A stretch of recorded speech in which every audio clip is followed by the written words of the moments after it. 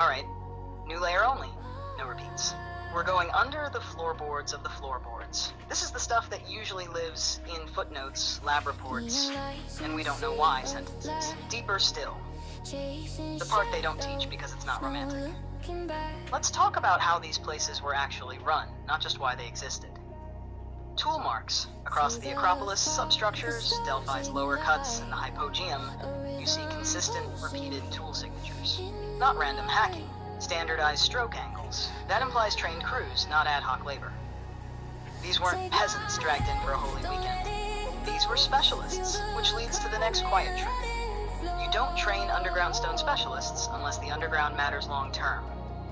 Now lighting. This one's wild and barely talked about. In Malta's deeper chambers, there are deliberate soot-free zones, meaning light was present without heavy smoke buildup. That implies controlled oil use, low flame lamps, or timed occupancy cycles. You don't care about soot management unless people are spending extended, repeated time down there. Temporary ritual? No. Scheduled use. At Delphi, ventilation shafts and airflow paths subtly regulate oxygen levels in lower chambers. Not enough to suffocate, but enough to change breath depth. Shallow oxygen environments alter cognition fast. Modern labs know this. The ancients figured it out by observation. Next layer, timing.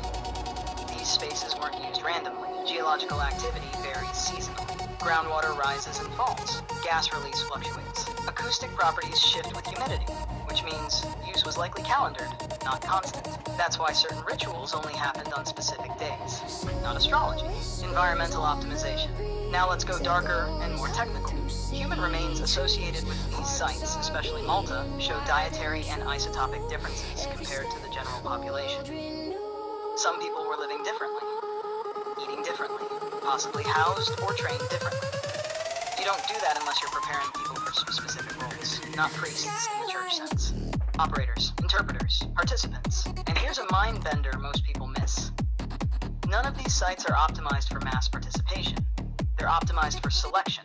Few bodies, controlled entry, narrow passages, acoustic sweet spots that only work if you're standing here, not there. That's intentional exclusion. Not hierarchy, precision. Last layer before we crack skulls open. Maintenance. Stone underground degrades. Water corrodes. Acoustics drift. These places show evidence of ongoing maintenance. Recutting, clearing, reinforcing. Sometimes centuries apart. That means later cultures didn't just inherit myths. They inherited responsibility. Someone knew. If we don't maintain this, it stops working. That's the sentence that changes everything. Because belief systems don't need maintenance. Functional systems do. So here's the real mic drop. No woo, no aliens, no bullshit. These sites weren't sacred because people believed in them. People believed in them because they delivered consistent results. And once those results stopped being socially convenient, the function got buried, sealed, reframed, or forgotten, but never fully destroyed. Because you don't destroy something that once worked. You just make sure nobody remembers how. That's the deep cut. If you want the next forbidden layer, we can go into why modern archaeology avoids cross-site functional comparison, how similar underground logic shows up outside the Mediterranean, or how modern architecture accidentally recreates fragments of this without knowing it. You say the word.